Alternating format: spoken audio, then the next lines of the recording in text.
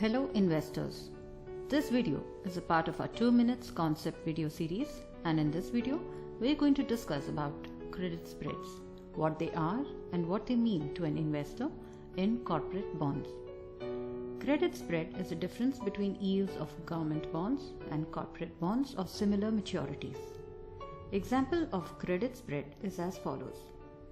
Yield on 10-year maturity Government of India bond is 9%. Yield of 10-year maturity AA rated corporate bond is 10%. The credit spread of the AA rated corporate bond is 10% minus 9%, which is 1% or 100 basis points. The point to note is that government bonds trade on semi-annual yield basis and hence have to be annualized to calculate credit spreads, as corporate bonds trade on annual yield basis. Rating agencies assign credit ratings to bonds issued by corporate issuers. Why is Government of India or GOI bond risk-free? The GOI bond is credit risk-free as government can print money to pay its bondholders. However, GOI bonds carry interest rate risk where prices of bonds fall when interest rates go up. Why do corporate bonds carry credit risk? Corporate issuers of bonds can only pay bondholders by generating cash flows from operations. The amount of cash flows that corporate issuers generate to pay bondholders rise or fall on the back of various factors, including business cycles. Credit risk is the risk of corporate issuers of bonds being unable to generate enough cash flows to pay back bondholders. In such cases, issuers default on their obligations to bondholders.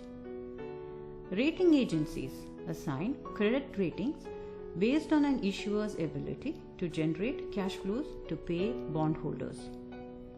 The better the ability to pay bondholders, the higher the credit rating. Credit ratings range from AAA, which is highest safety, to D, which is a default. AA stands for very high safety. How does a market determine the level of credit spreads for a corporate bond? The market's perception of the ability of a corporate issuer of bonds to generate enough cash flows to pay bondholders is captured in the levels of credit spreads prevailing in the market. An increase in the ability of a corporate issuer to generate cash flows to pay bondholders lead to fall in credit spreads as markets perceive that credit risk is low for the corporate. A decrease in the ability of a corporate issuer to generate cash flows to pay bondholders lead to rise in credit spreads as markets perceive that credit risk is high for the corporate.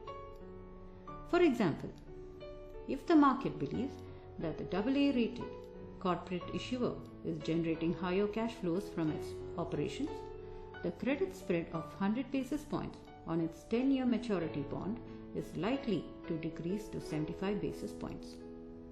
On the other hand, if the market believes that the AA rated corporate issuer is generating lower cash flows from its operations, the credit spread of 100 basis points on its 10-year maturity bond is likely to increase to 125 basis points. What does a rise or fall in credit spreads mean in absolute terms? A rise in credit spreads with government bond yields remaining unchanged would mean a loss to bondholders, while a fall in credit spreads would mean a gain to bondholders. For example, if the AA rated 10-year maturity corporate bond is trading at yields of 10% and credit spreads rise by 25 basis points, taking the yield to 10.25%. The bondholders suffer a capital loss as price of bond falls. Similarly, if credit spread fall by 25 basis points, taking the yield to 9.75%, the bondholder benefits from rise in price of bond. Visit investorsareidiots.com and subscribe to Zephyr Online Investment Advisory Services.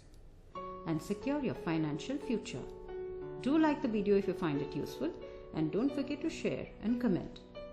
And also give us a feedback if you have any query on the financial markets.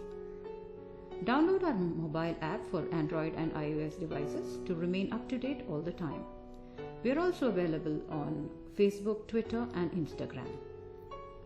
Our Twitter handle is at WriteMF. You can get advice on mutual funds investments. Thank you for watching the video.